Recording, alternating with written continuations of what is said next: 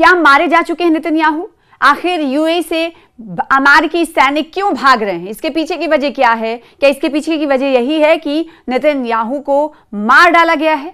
इस पूरे वीडियो के जरिए आपको बताएंगे इस खबर की पूरी तफसील। Islamic revolution guards corps IRGC अपने supreme leader Syed Ali Khamenei की मौत का बदला लेने के लिए पागलों की तरह इसराइल और खाड़ी देशों में अमेरिकी सैन्य ठिकानों पर इस वक्त बमबारी जारी रखे हुए है। उनका अंतिम जो लक्ष्य है इसराइल के प्रधानमंत्री बेंजामिन नेतन्याहू को मारना।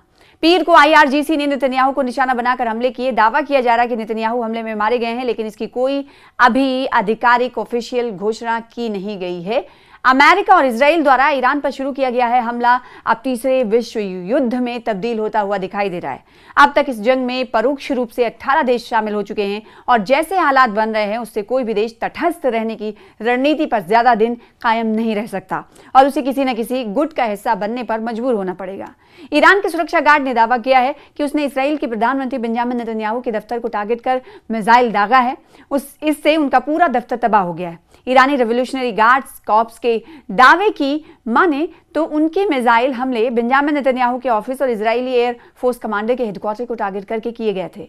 यह हमला खैबर बैलिस्टिक मिसाइलों से किया गया था।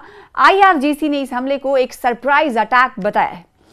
गार्ड कॉर्प्स ने कहा है कि टारगेट में वो जगह शामिल थी जिसे उन्होंने इजराइल का प्रधानमंत्री का ऑफिस और एयर फोर्स कमांड सेंटर बताया था। ऐसा अनुमान लगाया जा रहा है कि इस हमले में नेतन्याहू की मौत हो सकती है। हमले में आर्मी चीफ ताची ब्रेवरमैन की मौत का भी दावा किया गया है। हालांकि नेतन्याहू की मौत पर ना तो ईरान और ना इसराइल की सेना ने अभी तक कोई दावा और या पुष्टि की है। किसी बड़े अंतर्राष्ट्रीय मीडिया ने भी इसकी पुष्टि अभी तक नहीं की है। दूसरी जानिब यह भी दावा किया जा रहा है कि नेतन्याहू इसराइल छोड़कर किसी मित्र देश में शरण ले सकते हैं, यानी पनाह ले सकते हैं, लेकिन इस वक्त वो युद्धग्रस्त इसराइल में रहने का संकट मोल नहीं ले सकते। जो गलती आयतुल्ला अली खामनेई ने की है, जानबूझकर नेतन्याहू उस गलती को दोहराएंगे नहीं। नेतन्याहू इस फिल्म के विलन हैं और विलन किसी कहानी में जल्दी मरता नहीं। जानकार ये भी मानते हैं कि अगर ईरान हमले में बेंजामिन नेतन्याहू की मौत भी हो जाती है तो इसराइल इस सच को कभी सार्वजनिक तौर पर स्वीकार भी नहीं करेगा। तस्नीम न्यूज़ जो कि ईरान की सरकारी मीडिया एजेंसी है, उनकी रिपोर्ट के मुताबिक इस्लामिक रेवोल्यूशन गार्ड कॉर्प्स यानी IRGC ने पीर को सोमवार को तेल अबीब में एक सरकारी कॉम्प्लेक्स के साथ साथ ईस्ट अल कुद्स में टारगेट पर हमला किया था और जो मित्र देश हैं उस पर भी भीषण हमले किए गए, जिसमें सऊदी अरब, UAE, कतर, जॉर्डन, कुवैत आदि वगैरह ने ईरान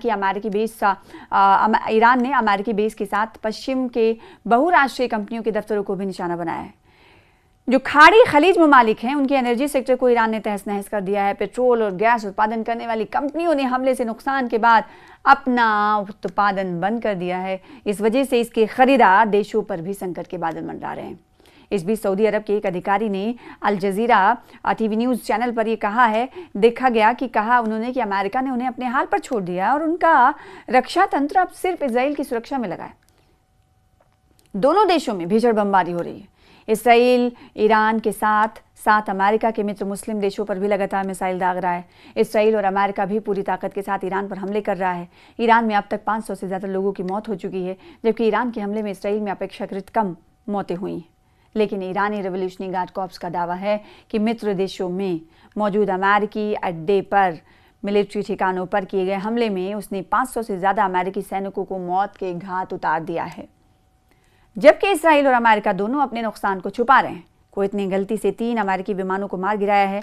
पूरे मिडिल ईस्ट में अमेरिकी सैनिकों के बीच हाहाकार मचा हुआ है। कुछ सैनिकों को विमान से UAE अमेरिकी आर्मी बेस से यात्री विमान से निकलते हुए भी देखा गया। उनके दयनीय हालत के वीडियोज ने अमेरिकी नागरिकों को व्यथित कर दिया है। अमेरिका में विपक्ष इस हमले के खिलाफ खड़ा हो गया है। फ्रांस, जर्मनी और स्पेन ने अमेरिकी हमले की निंदा की और इसमें कूदने से मना कर दिया है।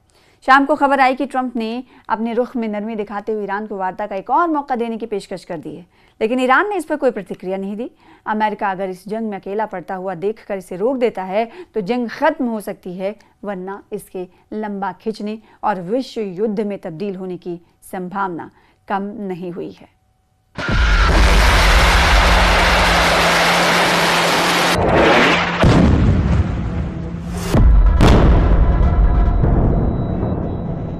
Ulan!